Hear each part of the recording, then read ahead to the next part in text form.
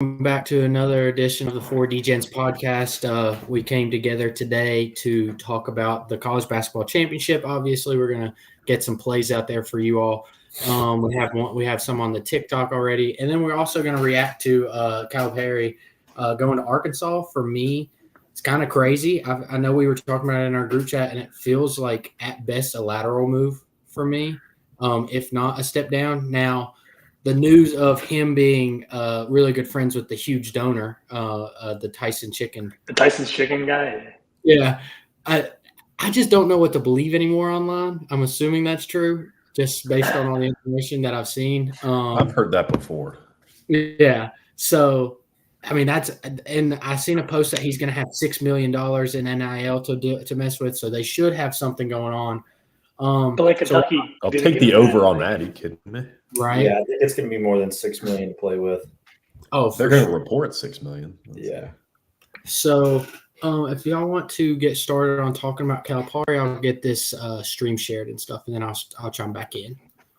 Just talking about it because I can't believe he left. Honestly, it kind of materialized. It started as a rumor, and then like people that actually have credibility and real blue check marks or whatever the check mark is for real media people started chiming in. And it kind of went from like a like, you see the tweets, you kind of ignore it. There had been smoke around Calipari potentially getting forced out because the fan base wanted to mean tweet him out of there. And I get the postseason run has been atrocious the last 5 years. But I think that if anybody in the country had a little bit of benefit of the doubt, and as far as his model is not a secret, he's there to put guys in the NBA. To the extent, honestly, that Saban did at Bama in football, except for Saban won titles with those kids. And you have to stay 3 years in college football. It's not really an equal comparison, but it materialized so quickly and so violently. And I think it's a step down because you got to think about what Calipari has done for Kentucky. I mean, we've seen teams kind of fade off in the distance before, and he's had that staying power. They're in the tournament with expectations. They just keep failing to meet them. So I hope Kentucky fans are happy. Let that be a lesson to any fans out there who think they can just pop off on message boards and bitch on Twitter.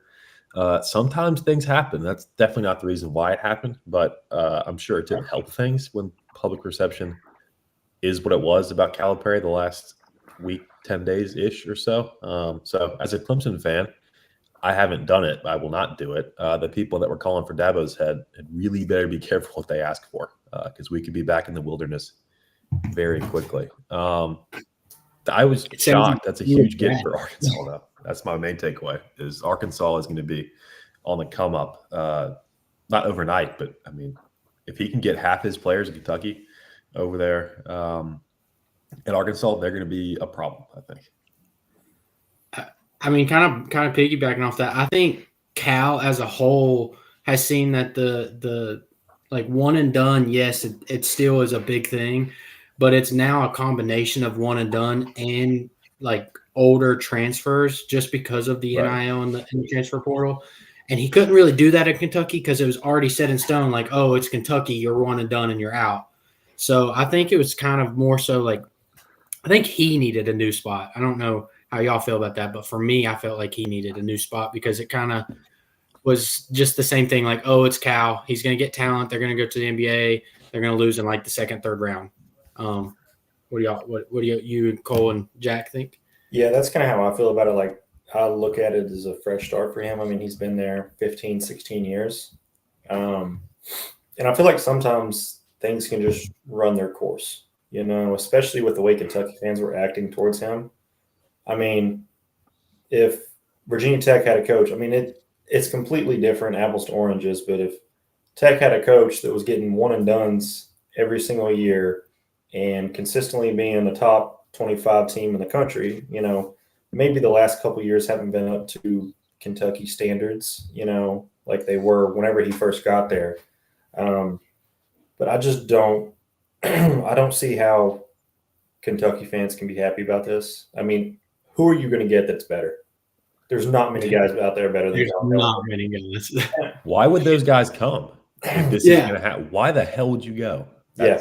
my thing. Why would you go deal with that? And I've seen a lot of stuff of Dan Hurley. I'm like, that guy's not No going to chance. deal with that. No chance, especially where he is right now. I mean, I seen a thing where they were going to throw the bag at Dan Hurley, and I don't think a bag. I don't think a bag could get him though. I mean, I think he would take a little bit less money to stay in the Northeast at UConn. I mean, he could have lost the 16 seed this year. I don't think he would put up with, like we kind of just said, like if this is what you're facing, like how much money is enough to be miserable and to be on the hot seat? Right. Billy Donovan. They're going to be That's the first name that came to my head. He's with the Bulls now.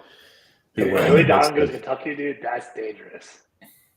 They would be a problem very quickly. But I think how is he going to transition back into recruiting at the collegiate level after being out? What take time? 12, 13. Billy Donovan can win back-to-back national with Joakim Noah. He can do it with DJ Wagner. I mean, come on now. All right. I mean, I do think it might be a little better transition now because NIL is worse than free agency, in my opinion. Like, I mean, you have more like transformation of rosters in college basketball now than you do in the NBA. Well, I mean, that's the thing. You can't sign someone to a contract. They can say, okay, right. I'll come here if you give me $2 million, but 2 months later in the offseason, they could say, "Oh, I'm going to go here because they're going to give me $2.7 million." Kansas who had a player give them an ultimatum? Was that Kansas? The kid wanted $1 million. There was a tweet $750,000.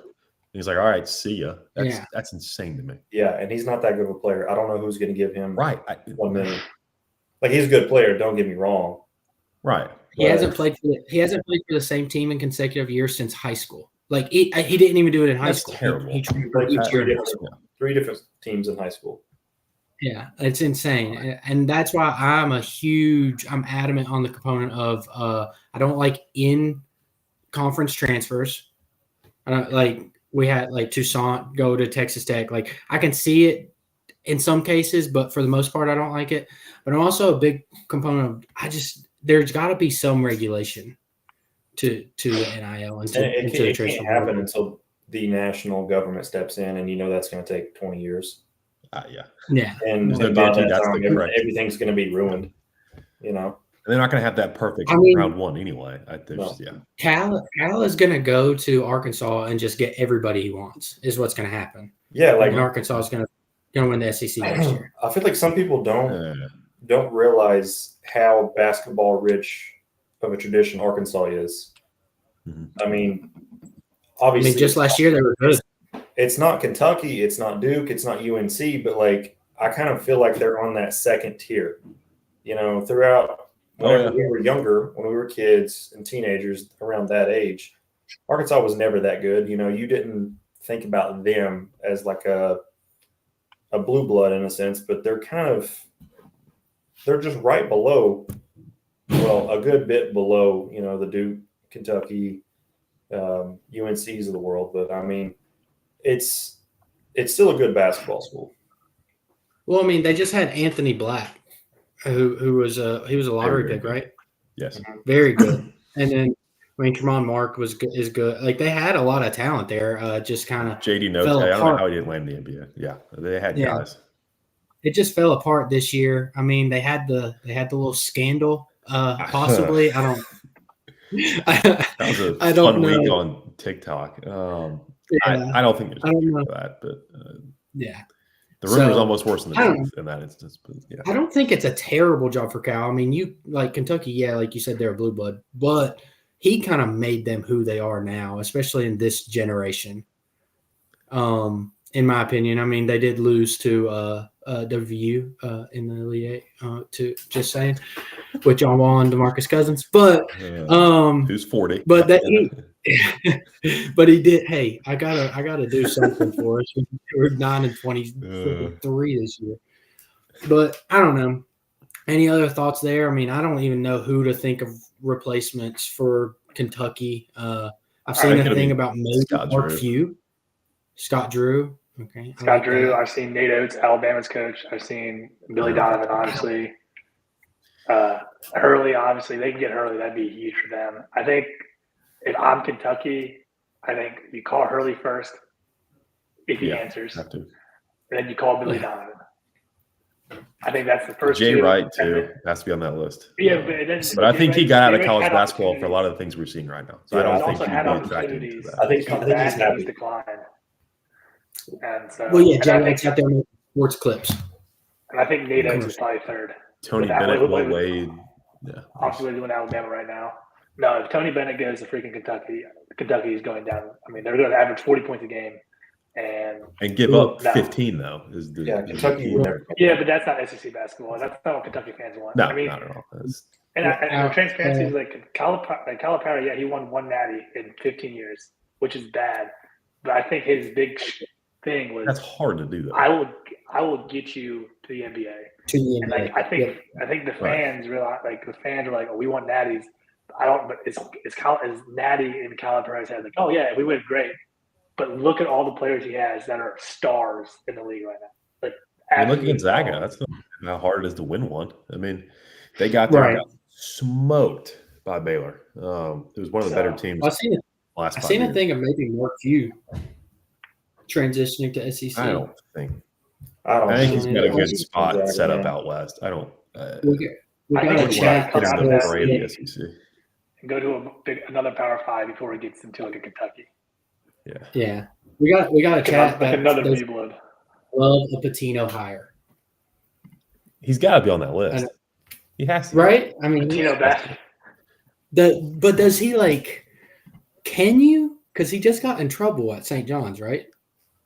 Well, yeah, I think you I knew get it. that. Yeah. You don't hire him to stay clean. Are you kidding me? That's That fair. tainted banner in Louisville is still up in the rafters. You can, It's still up. Those rings still count, in my opinion. When you vacate wins, what does that do? Nothing. nothing. nothing. All right.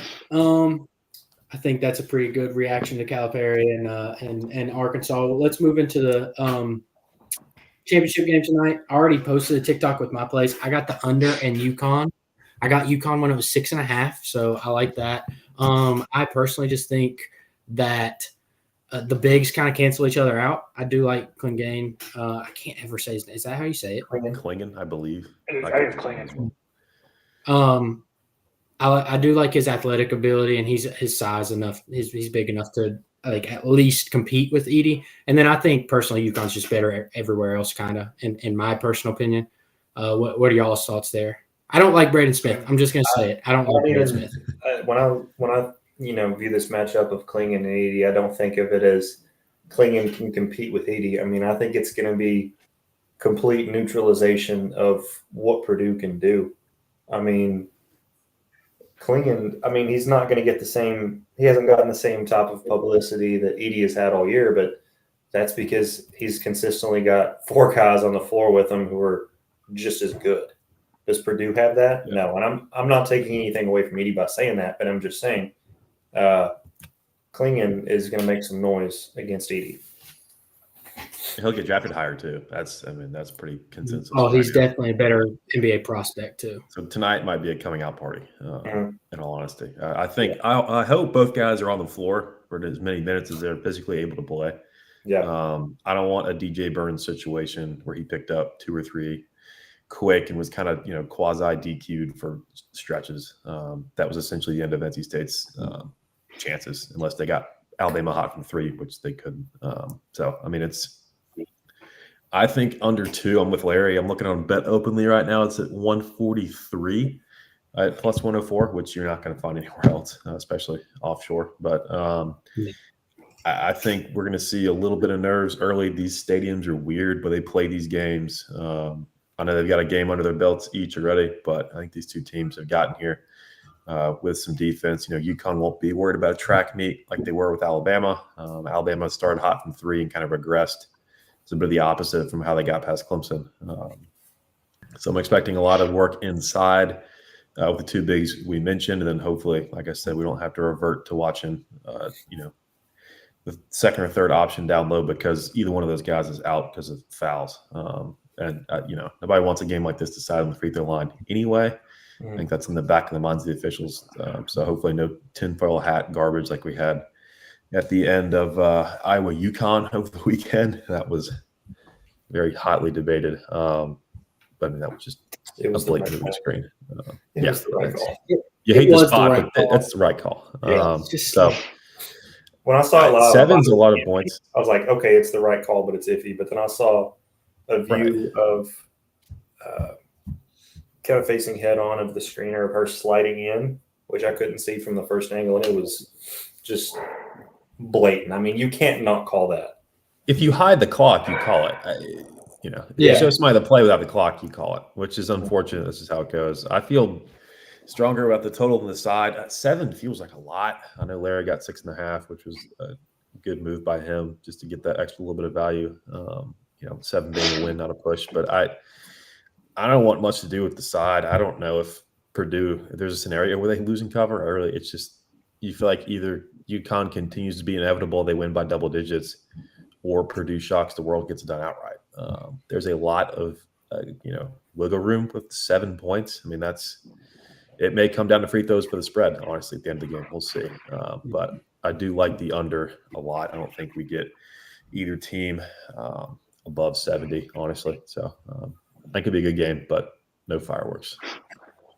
I will say I did luckily get the under at 145, so I got it before Steam pulled it down too. So Ellie just hit a ball 450. Sorry, let me interrupt.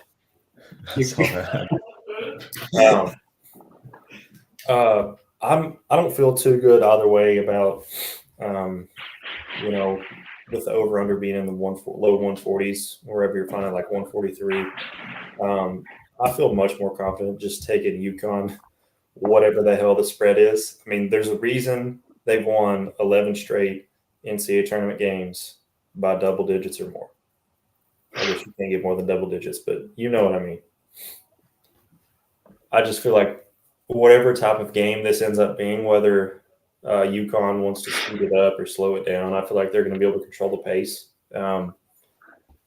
And regardless of if it's low scoring, high scoring, UConn's going to have the spread in this one. I think they win by 10 or more. I agree with Cole. Nothing more to say on that. So much more talented roster, so much more balanced roster the UConn has. I mean, you can't take any player of theirs out of the game because someone else is going to kill you. You look at what Alabama tried to do, and it worked for a little bit, but then UConn just goes on that run and they just take you out of it. Well, I think the big thing too, and Purdue is efficient offensively. A lot of that comes from Edey. Mm-hmm. They're pretty good defensively too. And it's not a knock on them. I just don't think they're athletic enough. And I know that's a bad. They don't shoot the ball. I mean, they shoot the ball okay. Obviously, Lance Jones isn't bad. Fletcher Lawyer's not bad. Gillis isn't bad. Braden Smith is a decent shooter. But they haven't shot well throughout the tournament, and they've, in my opinion, kind of gotten a little lucky in the sense of people aren't shooting the best against them, which you can attribute that to their defense. But you've seen it with UConn against Alabama. They can turn it on at any moment. Like in the second half, the last 8 minutes of the game, their defensive intensity was just different compared to the rest. I know Alabama – first half was a little on fire, but it was just you could see the effort defensively was different for you. So that's why I like UConn. You just saw the flip of the switch whenever it was tied 56-56, and it was like everyone was just so locked in, and everyone knew exactly where to be, knew what to do. It's just such a well-oiled machine that Dan Hurley's got going up there. It is. Well, then, and I mean, even if you think about it, like offensively with UConn and Dan Hurley, it's just a continuous movement offense. Mm-hmm. They were just freelance the whole first half. They didn't get into their offensive sets maybe 10 times. Yeah. And then in the second half, they got into their offensive sets, got everybody moving, and it wore down Alabama. I think that's going to kind of happen with Purdue. Purdue has a pretty short bench. I think they I think they go like 7 deep, maybe 8. So that's just I think it'll help them in the long run. And I like the under there. Trying to think. I think that's really, unless y'all got anything else, I think that's really it for me. Bold prediction: Kentucky hires Brad Brownell. I knew you'd want that. Yeah. All right. Well, for the 4D gens, thank y'all for whoever else was on here checking in with us, and enjoy the national championship.